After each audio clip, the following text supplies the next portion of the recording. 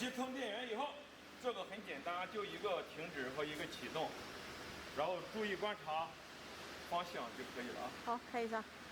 开一下啊。好了，这个看不到，看不到。不动啊。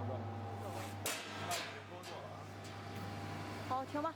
这叫粗末，这个然后这是一个细末啊，这边也是哈，有一个箭头，这样旋转哈。好，来，小心啊。这